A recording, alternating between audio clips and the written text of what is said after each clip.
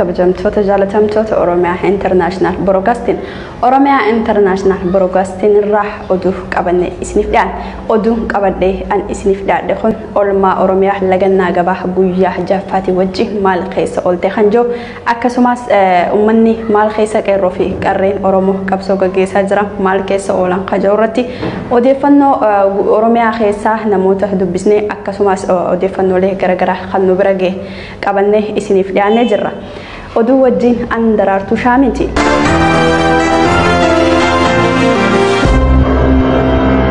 Godina Harargee bahaa magaalaa Fadis lagannaa gabaa guyyaa jahaffaatiin saree fi re'eelleen akka magaalaa keessa hin sochoone jiraattonni nuti achirraa dubbisne nutti himaniiti jira. Akkasumas godina Harargee lixaa baddeessaa keessatti namni Abdulhakim Hamid Jaw waraana Abiyyitiin arra akka ajjeefame jiraattonni nuti achirraa odeeffanne nutti himaniiti jira. Akkasumatti Misbaal Mustafaa Hasan jedhama gaafa 12 hiriira mormii Harargee bahaa magaalaa Kombolchaa irratti reebicha gaggeeffameen asoo waraana mootummaa dura fiiguu eela meetira 12 keessatti kufuudhaan eega guyyaa 4 bulee har'a reefkiisaa argamee akka awwaalame jiraattonni achi nutti himaniiti jirani.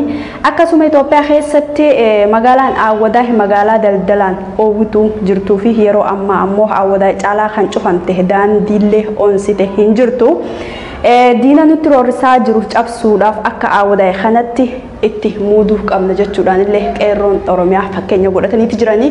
Akkasuma kana wajjin wal qabsiisnee odeeffannoo magaalaa Awwadaa keessatti deemaa jiruu fi arrallee waraanni mootummaa hiriirri qeerroon gaggeessitee jirti. Hiriira kanarratti waraanni mootummaa nama akka rukutee fi akkasumas namoota hedduurra midhaan akka gahee jiraattonni nuti Awwadaa irraa dubbisne nutti himaniiti jiran.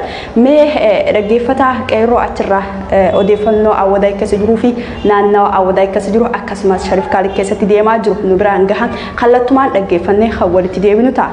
Dhaggeeffataa keenya OIB irraan si dawwalu jira an daraartuu shaamitiin jaama mee haala Oromiyaa keessa guutuu Oromiyaa keessa jiruu fi akkasumas naannoo isin jirtan Awwadaa keessa jirurraa odeeffannoo akka nuuf kennituufin si dawwalu jira. Kina mootummaan isinirraan gahu jiru dheefaaf akka baqattanii gaara jirtan quba qabna. Akkasumas rakkina kanaa wajjin wal qabatee faamilii keetirraa akka rakkoon ga'ee fi haati mana keetitis akka ilmoo wajjin mana hidhaa jirtu quba qabna. Mee waan kanarraa akkam maal keessa jirtaa maal keessa jiran faamiliin keetoo mee asirratti yaadanuuf kan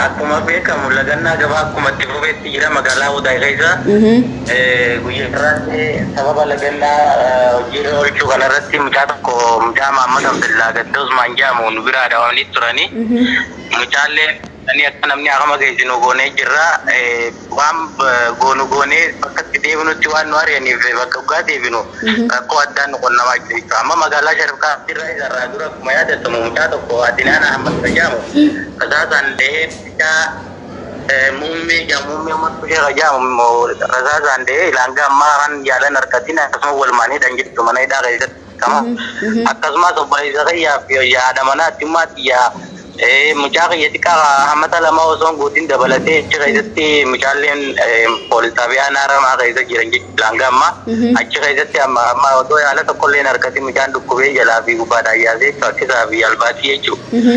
Achi keessa jira waan akamaan keessa nullee dhabnee isaan malinaasuu namaan qabu waan ta'eef achi keessatti hedduu dararaa turan jechuudha. Laanga amma 7 guuteera. Gama biraatti wanni jiru immoo magaalaa Sharif Kaalii keessatti yaadaddaa malkaa gammachuu ganda kutuyyuu qajaamtu jarma ammatti miseensa qaabaa wati jennaan hedduu tumanii diinni odoo tumanuu dhiigee afaanii funyaanii yaasanii poolis xaabiyaatti hojiisan jechuudha. Moobaayil kajaamu ganda baasirraa akkasumatti ijoollee nama hedduu shafa jiranii taa'anii dhagguuru jiranii manniidhaa walirra dabreetti bakka keessan dhabanii haanurraa baasaa jaanii fumaafuu walafaan deeguu jiran jarri deebiis. Nuti ammoo bakka baqannee jiru kanatti tanuu nu baqachiisa waan ta'eef galgala ganama mana keenya waraanaatti eega sheeka baankee sanyaa nu dura guranii akka waan takka nuti diinagdeedhaan qofnu jechuun godhanii beela hamaa keessa jirra gaara keessa gallee gaara keessa waan nyaannullee dhabnee waan bachtollee hangiina gorgaaree namni zalaalam namni tokko zalaalam hin gargaaru waan ta'eef amma rakkoo hamaa keessa jira amma beela hamtuu keessa jirra beela hamtuu taluu jechuudha. Kan amma dubbachuu tanaa'uu gosoota tokko reefuu namni nu bitee hangana dubbachuu dandeenyu fiiguu dadhabdee ijoolleen beelaa fi dadhabee karatti qabanii tumanii jira jechuudha. Awwadaa keessa ilmoo shimbirroota kan jirtu yaatu malee awwadaa waa takka awwadaa galmashiiraa gandaa madigaan qajaamu isaas akkasuma wanti hundi takka lagannaa jaa waan lagannaa malee waan takka deemu jirtu hin jirtu jechuudha. Kanarratti ijoollee hangi xawweedhaan dhaawame dhaawamaatuma nuti sammaa ni dhumna malee ibsuuban deebinu wanni nuti seenaa nutti yoo dhumne yoo bifa taate malee bilchiginnaan ammaa garraas buruusaan nufitti. Lamada wanni awwadaa dabalatee irra deemneeti hanga asitti ol baanoo kana laaluu jira. Waan takka hin jira warri sharpaalli warri jimaa fiffitti jiru immoo nurraa dabatta. Bayaanii Mahammad Abraahim Abdulaziz isaan hangi kun hedduu mucaan Jamaal Umar tokko ammaas awwadaa kana. Mucaan kunis hedduu nu rabbashu jira. Jarreen kun nurraa dhaabbachuu gaan tarkaanfii akka irra fudhannu qofa jedhamta. Namni hanga ammaa daame guutuutti addan bahuu baatullee hangi lamni hanga ammaa qaddu'e nama 15 ol jechuu qaddu'e magaalaa Awwadaa sana keessatti. Sharafaan darfaan haqama wallaansa dhoorkaniitu mana hidhaa keessa taa'u jira. Ijoolleen baraddaa ugaas qarree irraayis nama lamaa tokko ni du'e tokko madaa'ee jira. Waan takka wallaansaa irratti illee namni isaan gargaaru jiru akkanumatti dhaabbatan maqaa isaanii isin fayyina warri biyya alaa ibsan. Nu gargaaraa ni qabsoofna hanga ilaaluuf kun dabarru nu gargaaraadha jennaan. Dhaamsiidhaan uummata biyya alaa jiruuf qabu ilmaan keenya kasii qabsaa'u jiru isaan hundinuu qabeela jiruu fi kadhawamee mana hidhaa keessa jiru kan qabu.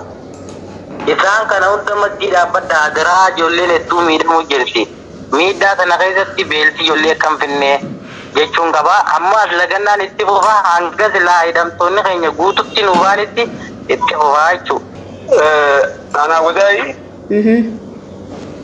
magaalaa Awwadaa keessatti dhiyeenya kana hunda hiriira jira. Garuu hiriira sanarratti humna raayyaa ittisa biyyaatii fi humna addaatu nurra bubbee hiriira nuti dhaadannaan teenya Jawaar Mohaammed mana hidhaa keessaa yakka tokko malee mana hidhaa keessa jira nu bahu qabsaa'onni keenya paartiileen siyaasaa warrootan hidhamanii jiran hidhaa nu bahu yookaan mana murtii dhiyaatanii murtii isaanii yakka isaaniitti hin argatan jennee dhaadannaa dhaadachaa ture. San irratti waraana nu bobbaasanii humniti addaatii fi raayyaa ittisa biyyaa ijoollee hedduu nu jalaa dadhaban ijoollee sana ammallee ijaafa si addaan hin beekne. Akkasuma guyyaa lamadaatillee akkasumatti deebine ijoollee anamma akkanum tokkoon nama jaan na beekame namaan ijatti jaan argee jechuudha. Ijoollee san fuunee qaanis awwaallee qaanis danda'e inni isa dhalatetti ergine guyyaa har'aatis hiriira baanee ture. Hiriira baanee irratti hiriira keenya nuti warri konkolaachistoota osoonii fi lagannaa gabaa jirtu labsii qeerroo cabsisanii maaliif jiga qeerroo irra tarkaanfatan jechuudhaan makiinaa karaa deemtu irratti tarkaanfii guurannu humna raayyaa ittisa biyyaatiin humniti addaa dhukaasa dubbanuudhaan karaa nu facaafte mucaa tokko mucaa Mahammad Abdallaa jedhamu jalaa dhawame erga inni bakka itti dhawame sanitti ture ammaan tana harkanii hawaasni harkee fuudhanii bakka buufata fayyaa keessan buufata fayyaatti humna nyaawlee jechuudhaan gara Harar ergan. Akkasii gara Harar erganii amma nuti karaa irraa meeyne akkasii keessa. Tole gaamee ijoolleen dhaamtee mana haakimaa buufata Harar jirtu sanoo fayyaan isaanii maal keessa akkam jirti akkasuma gargaarsi isaaniif godhamaa jiru karaa uummataatiin maal fakkaatame? Gargaarsi isaanii godhamu jira ijoolleen magaalaa Harar jiran garuu ijoollee sadhaawamtee mana jirtu jira akka odeeffannoo dabalanii nu himanitti warra mana haakimaa dhaqee caalaa warra dhaawamee guyyaa hanga kana keessa dhaawamee mana jiruutu jira warra bakka sodaatee nu jeesan jechuudhaan sodaatee taa'u jiru ka biyyee nyaachisanii jiru baa jira biyyee nyaachisanii akkuma rasaasni akka bishaanii kana hin ijaanii biyyee ta'anii kataa'u jiru jira. Kaammaa hedduu reebicha hamaan irratti dibamee lafee sana hunda daakanii qoonqoo nyaachuu dadhabee mana jiru jira. Warra adda baafnee jiru jechuudha. Hospitaala dhaqee yaala argachaa jira. San namatti goonee jira. Warroota manatti hafanii jiran. Tole gaahmee isi'aatis gama keetiin dhaamsa uummata Oromootiif qabdu yoo jiraate akkasumas warreen biyya alaa garaagaraa keessa jiraniif dhaamsa kee dabarfadhu. Dhaamsi akka qeerroo Awwadaa dabarsuu barbaannu rakkoon akkuma qeerroo biyyaattu qeerroon naannoo hundara jirtu godinaalee fi aanaalee hundara jirtu qabsoo kana walirra laaluu osoo hin taane tokkummaadhaan kaanee maaliif hin falmannee wanni akkanatti waraabee iddoo tokko bicha deebi'ee nama qeerroo akkana fixaa jiruuf wal gargaarsa dhaba.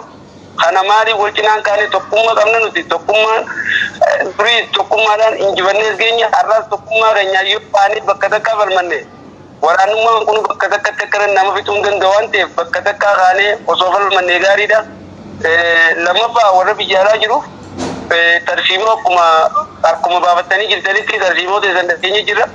Warra biyya keessa jiru kana deeggarsa kadhaawame dhaawamiinsa isaatiin gargaaru hadu'e awwaalcha isaatiif maatii isaa warroottan inni duraan gargaaraa ture jechuudha. Dargaggoo meeqaan ta'e nama warra haati isa bichaa qabdu haadha qoqqoo nyaachisu abbaa isaa gargaaru warra akkanaa kanaaf maatii isaa gargaaru akkasuma kadhaawamee jiruu sangee haala argatutti gargaaru ammoo biyya irraa baqatee jirus akkaataa baqataatti gargaaru kana waliin goone bichaadha qabsoon teenya tarkaanfattu jechuudha.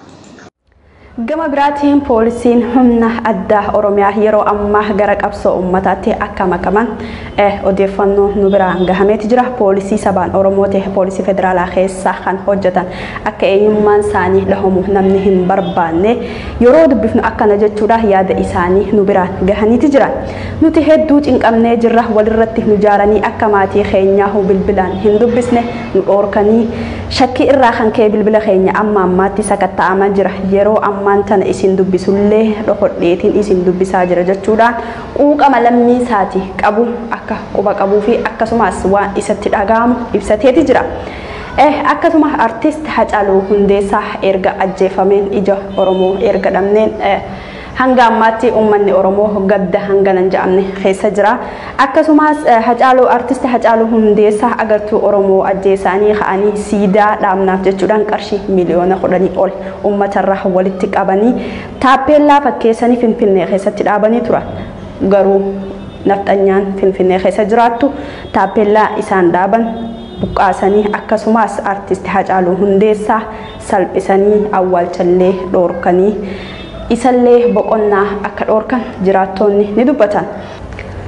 Baankiin daldala Itoophiyaa duudaan saamamuuf jecha gurmaa'aa pirezidaantiin baankichaa kan turan obbo Baacaa Girmaa rukuttiisanii Abiyyi iyyata warra Amaaraa dhagee ji'a 5 dura aangoo irraa kan kaase bakka isaa Abbee Salloo muude Abbeen dhufee hanga ammaatti keessa baankichaa olii fi gad ganza maallaqni akka oofamu unkura waan karoorsan mirkaneeffateeti jira. Amma qarshiin bifa liqiitiin bade qoftiin biliyoona 38 maqaa ispoonsara durgoo wantoota garagaraatti baasii tahee baankicha keessatti gama amma jiran kanaan kan waan jedhe gabaasu hin qabu jechuun koflaa jira. Hojjettoonni industirii baankii Itoophiyaa keessatti khasaaraa argan waan hin beeyneef boonsaa dhaabuu galata dhumaatti isaanii hattoonni fudhataniiti jiran.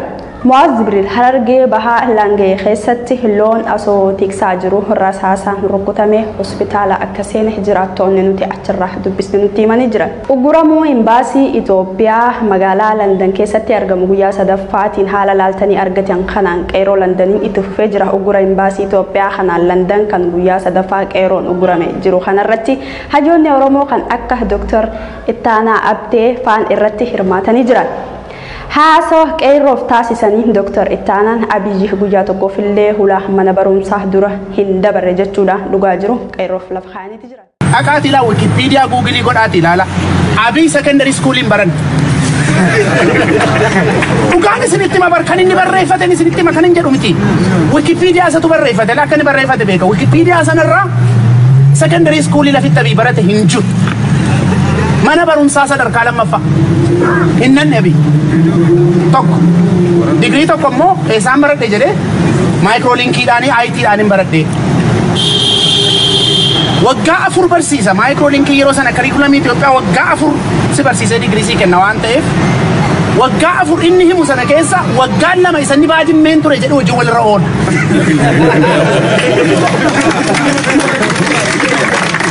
Wikipedia irra jira oduu miti amma yoo Google goota Wikipedia irraa Abiy Ahmed tan achirra argitu. Waggaan 2 achirra oola. Waraanan dhaqee egaa jechuun achi reediyoo sagalee dhageessaa ture waan ta'eef isa waakkataas namni jiru. Achi darbemmo mastersi laman qabaa. Mastersi tokko kani Ihadeg kaadree isaatti barsiifatu namumti warri gwaaddanyoota isaatii tokko kolleejii isaan banan tokko 6 kiiloo jira instituutii wayi tokko. Jaratu yuunivarsiitii biyya Ingilizii kana wajjiniin ta'anii birrii yuunivarsiitiidhaaf asii kaffalaniitu distaansiidhaan kaadree Ihadeg barsiisu.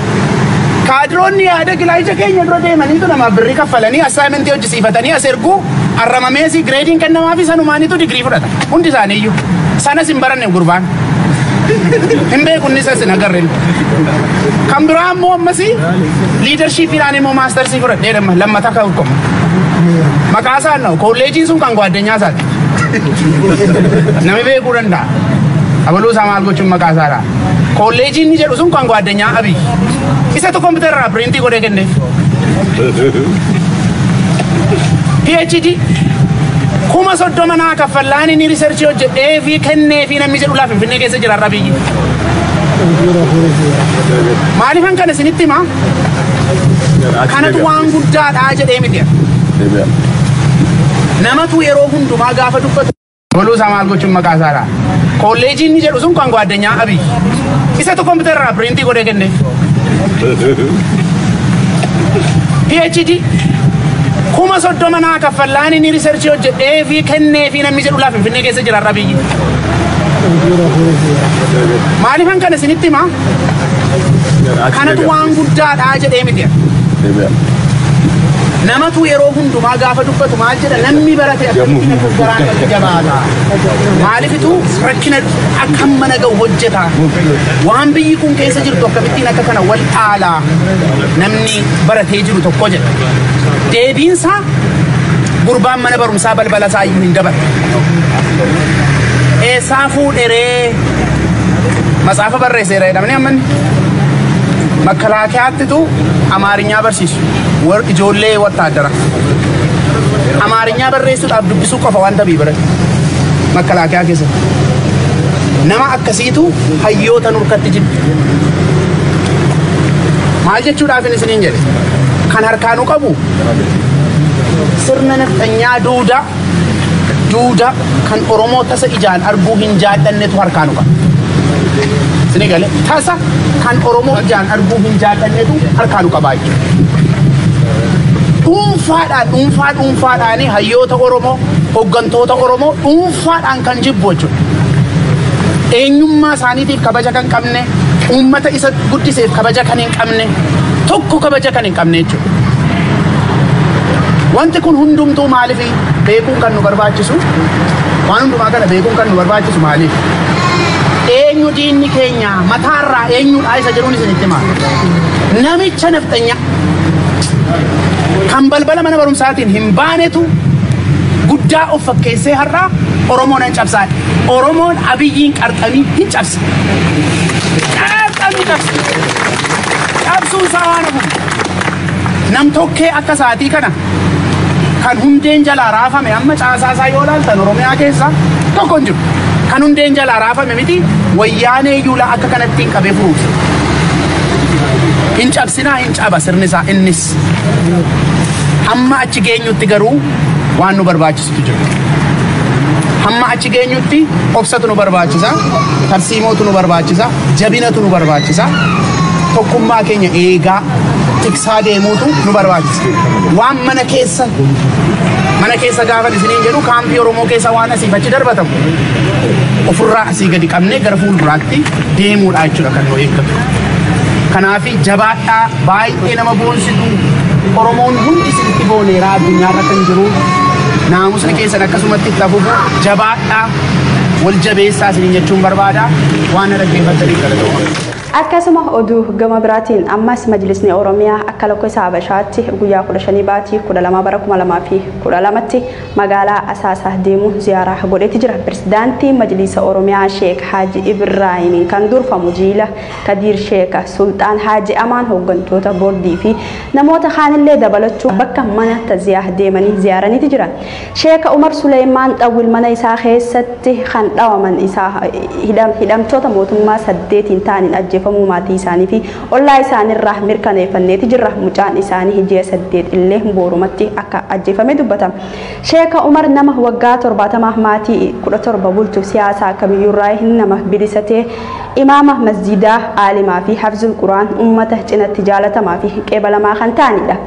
Dallee qorqorroo isaanii rasaasa 28 oliin kan urame ta'uu argannee jirra. Namni nuti dubbifne Sheeka Qaasim Rashiid itti aanaa imaama masjidaa kanaa kan ta'e masjida fuula duratti rukutamuu hospitaala Asallaa ciisanii jiran bakka kufanii ol kaasaniif yaalee dargaggoon Abduu Kariim illee rukutamee du'eeti jira bakka sanitti. Gocha suukanneessaa fi saalfachiisaa kana kan raawwatame hidhattoota mootummaatiin kan raawwatame Rabbiin jannata olaanaan badhaasuu maatii isaaniitiin jiraattoota magaalaa asaasaa hawaasa musliimaa maraaf jajjabina hawwina. Ammaas gama biraatiin oduu gama keessaati nu dhaqqabe isin biraan geenya godina Harargee bahaa magaalaa Kombolchaa keessatti mormii fi lagannaan gabaa akkuma itti fufetti jira. Lagannaa raddaa fi magaalatti gaggeeffamaa jiru keessaa magaalaan guutuun guututti hulaan cufamteetti jirti. Akkasumas lagannaa gabaa qofa osoo hin taane jiraattoonni magaalaa ammoo mormii gaggeessaa jiraachuu magaalaa Kombolchaa keessatti hiriiraas bahanii akka mirga isaanii falmachaa jira.